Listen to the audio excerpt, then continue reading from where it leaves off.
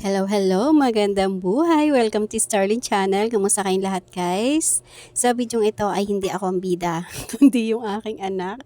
Sobrang busy ko ngayon kasi nga may pasok na. Nagpe-prepare ako ng mga gamit ng mga bata. Itong panganay ko naman ay college na yan, kaya hindi pa siya nakikigulo ngayon.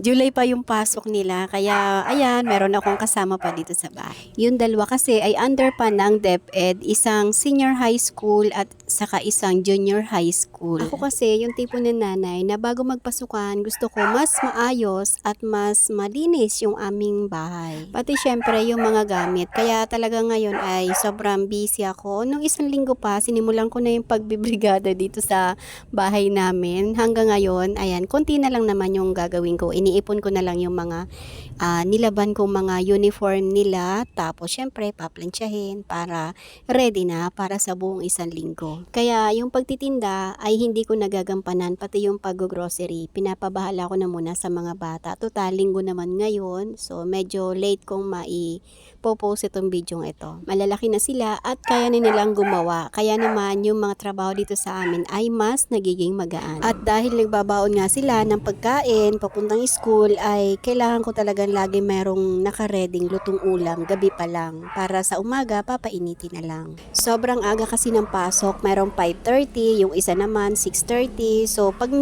medyo na late ng gising, talagang hindi na makapagluluto. Kaya mas maganda talaga gabi pa lang, luto na yung ulam namin at papainitin na lang. Pero syempre, exempted dun yung mga hotdog, itlog, mga ganun-ganun, mga prito-prito. Madali lang lutuin yon.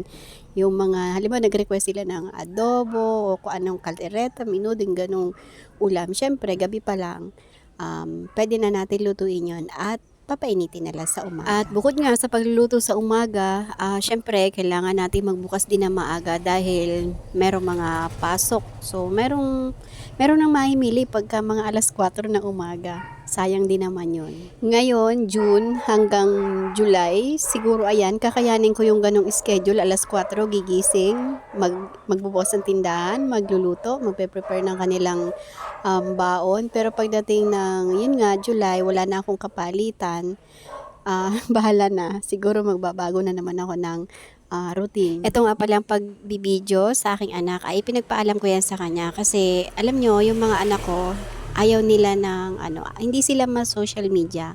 Ayaw nga nila sumasama sa mga vlog ko. So ngayon, napakiusapan ko lang yung anak ko. Sabi ko, anak, wala akong pang-upload. So, yun, pumayag siya. Hanggang sa, parang hindi na rin niya napansin na merong nakatutok sa kanyang camera. Sila yung mga kabataan na hindi ma-social media tulad ng iba. Ayaw nga nila nagpa-post. Kaya, bago ko mag-post sa aking FB, ay talagang ipinagpapaalam ko muna sa kanila. Mas okay na rin yung ganito na hindi sila active sa social media para syempre maprotektahan din yung kanilang privacy. Pagpasensyahan nyo na nga pala, talagang kahit anong gawin ko, maingay talaga yung paligid ko. Wala ganito talaga may tindahan tayo, kaya automatic talaga, maingay talaga yung paligid kasi laging may dumadaan, laging may tao, at laging maraming sasakyan. Sa mga kapwa ko kasari, alam kong sobrang busy na rin kayo, lalo na kung meron kayong mga estudyante. Laban lang tayo. Tulad ko, ayan, talagang kahit sobrang daming ginagawa, kailangan wag natin kakalimutan na mag-restock na ating mga paninda para tuloy-tuloy yung ating benta. At si Suki ay laging may mabibili pagka pumunta sila sa ating tindahan. Doble kayod talaga ako ngayon kasi puro gastos na naman, may pasok na naman ng mga bata, baon.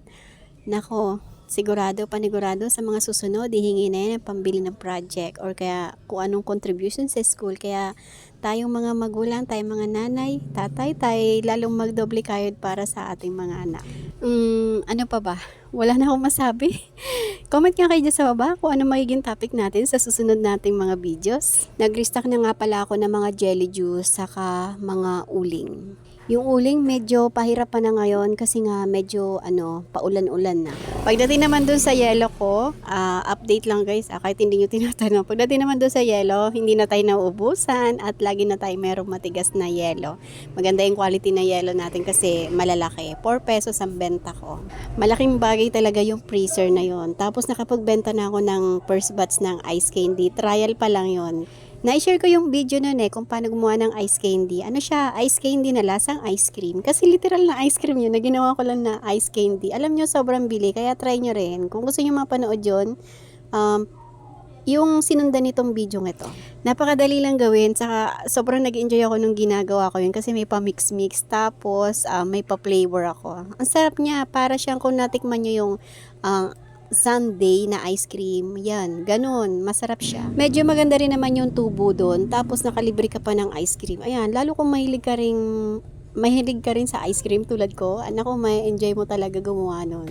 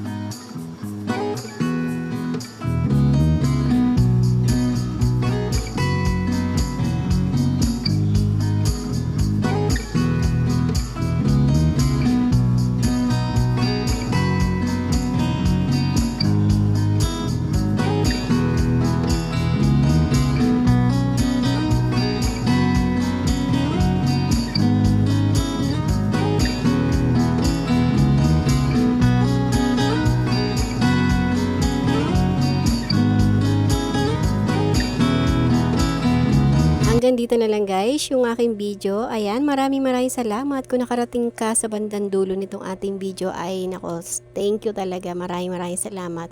At kung bago ka pa lang dito sa aking channel, huwag mong kalimutang mag-subscribe. Pakilike mo na rin ang video ito.